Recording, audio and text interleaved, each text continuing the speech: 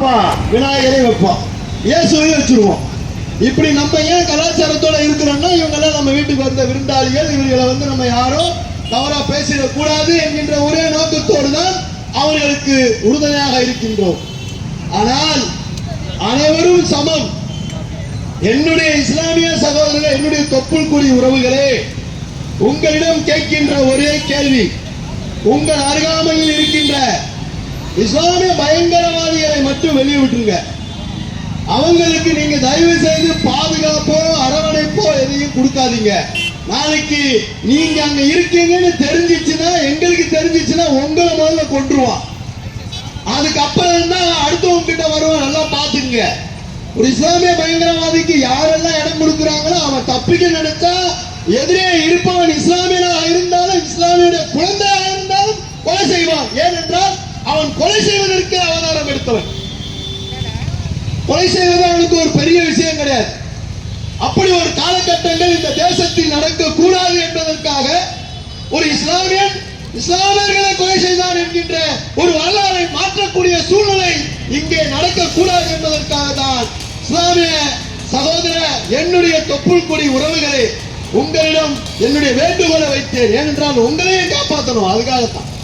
ஏன்னா நீங்க சொந்தக்காரர்கள், எங்களுடைய சொந்தம், எங்களுடைய தொப்புள் கொடி உறவு, எங்களுக்கு அவங்களுக்கு எந்த ஒரு காயமோ எந்த ஒரு விஷயம் நடந்துடக்கூடாது என்கின்றதுல மிக மகத்தான வேலையை செய்து கொண்டிருக்கிறோம் என்கிற சகோதரர்களே. இங்கே நடந்த 26 பேருடைய படுகொலை, அந்த கொலைக்கு காரணமானவர்கள், அந்த கொலையை செய்ய சொன்ன தூண்டியவர்கள் யார் என்று தெரியுமோ என்பதை விசாரணையில் அவர்கள் தேர்ந்தெடுக்க வேண்டும். இன்றைக்கு நம்முடைய புழல் சிறையில் எங்களை ஒரு பொதுக்கூட்டத்திலோ இந்த மாதிரி ஒரு மீட்டிங்ல பேசினால் எங்கள் மீது வழக்கு போட்டு அந்த வழக்கின் அடிப்படையில் எங்களை கைது செய்து எங்களை சிறையில் வைக்கும் போது எங்களுக்கு லுங்கிய ஆண்ட காவி வேட்டிய அர்ஜென்டா எங்களால் சொன்ன காவி வேட்டியோ காவி டவலோ சிறைச்சாலையில் பயன்படுத்தக்கூடாது. எங்களுக்கு யாருக்கு? இந்துக்களா வாழ்ற எங்களுக்கு, ஜந்துக்களா வாழ்ற உங்களுக்கு இல்ல. நான் காவி வேட்டியோ காவி டவலோ போட்டுக்கிட்டு ஜெயிலுக்குள்ள போனா முதல்ல அவுத்து போட்டு அமன முண்டியா கூட போ, ஆனா காவியை மட்டும் போட்டுட்டு போவாதுன்னு சொல்லுவான். ஆனால் அதே இடத்தில் ஒரு இஸ்லாமியன் கைது செய்யப்பட்டால் அவன் குல்லாபுன் போடுவான். அவன் என்ன அவனுக்கு அடையாளம் இருக்கிறதோ அந்த அடையாளத்தோடு தான் உள்ளே சுத்துவான். நான் செந்தூர் வைக்க கூடாது, என்னுடைய தலையில் காவி டவல் போடக்கூடாது, ஆனா அவர் தாடி வைக்கலாம், அவர் குல்லா போடலாம், உள்ள பிரியாணி செய்யலாம், உள்ள ஆண்ட்ராய்டு போன்ல பேசலாம். இதெல்லாம் என்ன காரணம் நினைக்கிறீங்க? என்ன காரணம்னா அவனுக்கு தீவிரவாதத்துடைய சப்போர்ட் இருக்கு, அவனுக்கு தீவிரவாதியுடைய அறுவடை இருக்கு, அவனுக்கு தீவிரவாதியுடைய முழு பலமும் அவன்கிட்ட இருக்கு. அதான் அமெரிக்காக்காரன் சொல்றான். பாகிஸ்தான் என்ன சொன்னா? பாகிஸ்தானுடைய பாதுகாப்புத்துறை அமைச்சர் சொல்றான், இந்த தேசத்தில் பயங்கரவாதியை நாங்கள் தான் வைத்துக் கொண்டிருக்கிறோம்.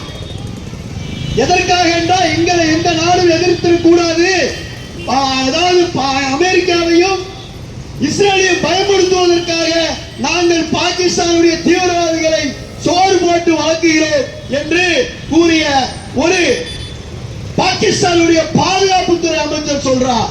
அப்ப என்ன அவன் சொல்ல வரான்னு கேட்டீங்கன்னா, அதாவது என்னால நீ என்ன அடிச்சுன்னா என்னால உன்னால திருப்பி அடிக்க முடியாது, அதனால என் கூட 4 ரவுடி பசங்களை வச்சுக்கிறேன் அப்படின்றதுதான் அவன் தீவிரவாதியை வச்சுக்கிறேன்னு சொல்றான். நல்லா சிந்திங்க மக்களே.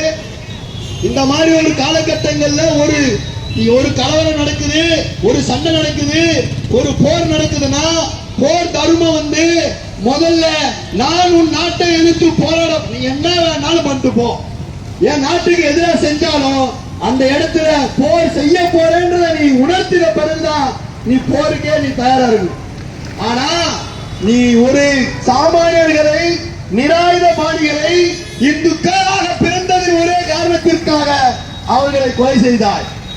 நன்று, கொலை செய்தவன் இருந்தால் அவருடைய தீவுகளை 9 தீவுகளை அழித்தோம்.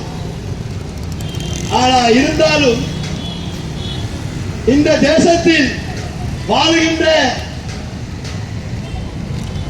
ஒரு கிறிஸ்துவரும் ஒரு முஸ்லீமும் சுப்ரீம் கோர்ட்ல ஒரு வழக்கு பதிவு செய்யறாங்க. என்ன வழக்குன்னா, அனைத்து வயது பெண்களும் சபரிமலைக்கு போகலாம்னு சொல்றான். அனைத்து வயது பெண்களும் சபரிமலைக்கு போகலாம் அப்படின்னு சொல்றான். அது அனைத்து வயது பெண்களும் சபரிமலைக்கு போகலாம்னு சொல்லி ஆர்டர் போட்டா உச்ச நீதிமன்றத்துடைய ஆணை வந்துச்சு. உடனே வந்த அன்னைக்கே நேரா ஒரு இஸ்லாமியர்கள் ஒரு கிறிஸ்தவர்கள் 2 பேருமே ஒரு கிறிஸ்தவர்கள் பெண்கள் 2 பெண்மணிகள் சபரிமலைக்கு போறாங்க. அவங்க ராணுவ பாதுகாப்பு கொடுத்து அவங்களை கூட்டு போறான். எவ்வளவு கேவலமான ஒரு விஷயம் பாருங்க. ராணுவ பாதுகாப்பு கொடுத்து கூட்டு போறான். சரி, அதை உடனே அமெண்ட்மென்ட் பண்ணல.